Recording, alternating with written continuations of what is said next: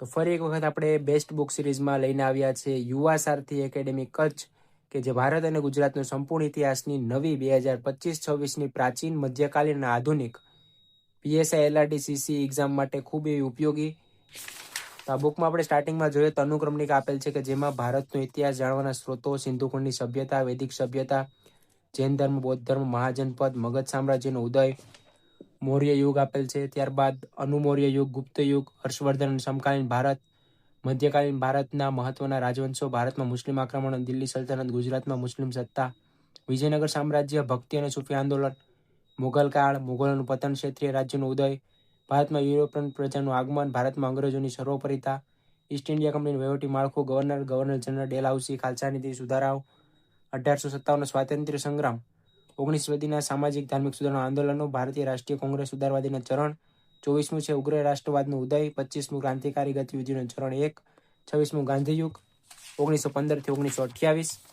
ત્યારબાદ છે ક્રાંતિકારી ગતિવિધિનું ચરણ 2 ગાંધીયુગ, જે 1929થી 1937, ને ગાંધીયુગ 3 કે 1938થી 1947 આઝાદી સુધી. તાજનું શાસન, વહીવટ અને વાઇસરોય, સ્વાતંત્ર્ય સંગ્રામ, મહત્વના નેતાઓ, આઝાદી પછીનું ભારત અને ગુજરાત આધુનિક યુગમાં. તો એમ ટોટલ 33 ટોપિક આપણે જે વાંચ્યા એ આ બુકમાં તમને મળી જશે, જે પ્રાચીન, મધ્યકાલીન અને આધુનિક કહી શકાય. હવે આપણે ડિટેલમાં વાત કરીએ બુકની. યુવા સારથી કચ્છ દ્વારા સ્ટાર્ટિંગમાં પ્રાચીન ઇતિહાસથી શરૂઆત થાય છે. ભારત અને ગુજરાત બંનેનો સમાવેશ થઈ જાય. તો શરૂઆતમાં અહીંયા એક ચાર્ટમાં તમે ધ્યાનથી જુઓ તો પ્રાચીન ભારતના ઇતિહાસ જાણવાના સ્ત્રોતો આપેલા છે, અને ત્યારબાદ જે ડિટેલિંગ આપેલી છે એમાં જે ફોન્ટની સાઇઝ છે અને જે કોષ્ટક આપેલું છે એથી કહી શકાય કે ડિટેલમાં માહિતી આપેલી છે. પણ જે આપણે જીસીઆરટી બેઝ આપણે 6 થી 12 સુધીમાં અભ્યાસમાં આવે એ પ્રમાણે મુદ્દા વાઇઝ થોડુંક આપેલું છે, એટલે જે તમે વાંચવામાં અનુકૂળતા રહેશે અને ટોપિક વાઇઝ તમને મળશે. કોષ્ટક આપેલા છે, તાડપત્રો અને ભોજપત્ર ચિત્ર આપેલા છે. તો એવી રીતે વિવિધ આમ કોષ્ટક પ્રમાણે બનાવેલ છે, જેથી તમને યાદ રહી શકે, અને એવું હોય તો તમારે હાઇલાઇટ કરતા રહેવાના. સિંધુ ખંડની સભ્યતા, કે જેમાં ઘણીવાર આમાંથી એમસીક્યુ પૂછાતા હોય છે બેઠે બેઠા.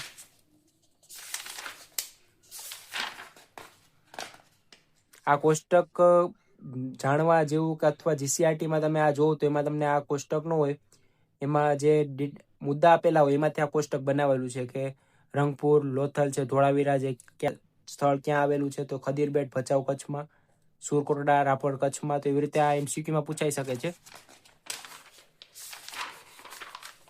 તો મુદ્દા સહિત આપેલ છે કે જેમ કે અર્થવેદ, તો એના જે મુદ્દા હોય એમાંથી એમસીક્યુ બેઝ નીકળતા હોય. ઋગ્વેદિક કાળમાં તો એમાંથી જો આમ તમે નાના નાના જે મુદ્દા આપેલા છે, વન લાઇનર કહી શકાય એ પ્રકારે આપેલ છે. ત્યારબાદ ઉત્તર વૈદિક કાળ, દરેક મુદ્દાનું ડિટેલમાં જે આપેલા છે ટોપિક, અને એમાં સાથે કોષ્ટક બનાવેલા છે કે જે તમે એમસીક્યુ બેઝ એમાંથી ઘણા બધા પ્રશ્નો નીકળી શકે. ત્યારબાદ જૈન ધર્મ અને બૌદ્ધ ધર્મના જે 24 તીર્થકર છે એના નામ અહીંયા આપેલા છે.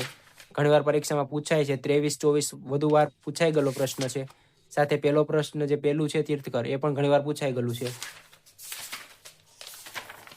તો અમુક ડિટેલમાં જે તમને અહીંથી કહેવામાં આવતું હોય, અથવા તમને ઘણીવાર યુટ્યુબમાં જોતા હોય કે આ પ્રશ્નો કરી લેવા, તો એ ઘણીવાર પરીક્ષામાં પૂછાતા હોય છે અને વારંવાર રિપીટ પણ થતા હોય છે. ત્યારબાદ મૌર્ય યુગ આવી જાય. અહીંયા આપેલા છે જો અશોકના 14 મુખ્ય શિલાલેખો, તો આમાંથી પણ ઘણીવાર પ્રશ્નો પૂછાતા હોય છે.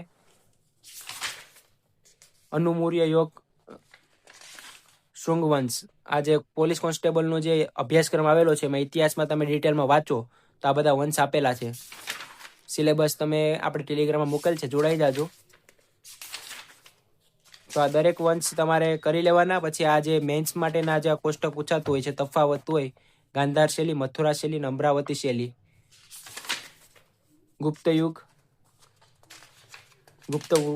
ગુપ્ત યુગમાં જે સમ્રાટ થઈ ગયા એમને વંશાવલી આપેલી છે. અને ત્યારબાદ જે વિભાગ, આ વિભાગ પૂછાતા હોય છે, ઘણીવાર પૂછાતું હોય છે. સૈનિક માટેનું જે છે કે સર્વોચ્ચ સેનાપતિને કે અધિકારીને મહાબલી અધિકૃત કહેવાય. તો એવી રીતે ડિટેલમાં કોષ્ટક આપેલા છે અને તમે હાઇલાઇટ કરી અને યાદ કરી શકો, એમસીક્યુ બનાવી શકો, નોટ્સ બનાવી શકો. વલ્લભી વિદ્યાપીઠ. ત્યારબાદ જે સ્ટાર્ટિંગ થાય છે ફરી એક નવા યુગમાં, આપણે દક્ષિણ ભારતના મહત્વના રાજવંશો, પલ્લવ વંશ છે, સિંહ વિષ્ણુ, મહેન્દ્ર વર્મન, નંદીવર્મન, નરસિંહવર્મન, ચોલ વંશ, ચાલુક્ય વંશ.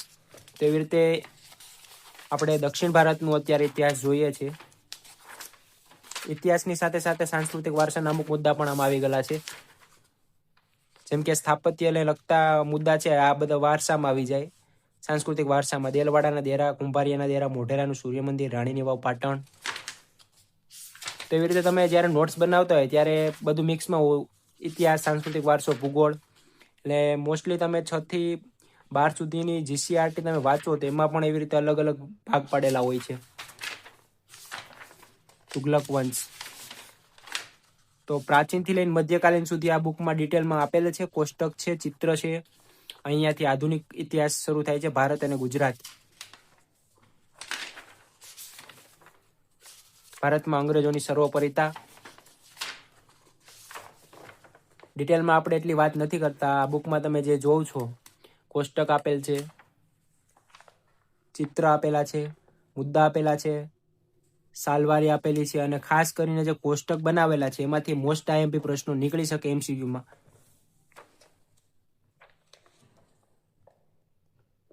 જ્યાં આપણે પરિચય આપેલો છે, ચક્રવર્તી રાજગોપાલચારી, જયપ્રકાશ નારાયણ, મહાદેવભાઈ દેસાઈ.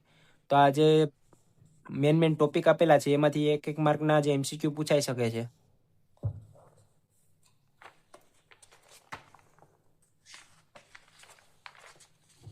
તો સરસ મજાની આપણે જે આજે બુક જોઈ 295 પેજની, કે જેમાં ભારતનું પ્રાચીન, મધ્યકાલીન, આધુનિક મુદ્દા સહિત, ટોપિક વાઇઝ, કોષ્ટક સહિત ચાર્ટ આપેલા છે, ચિત્ર અમુક જગ્યાએ આપેલા છે.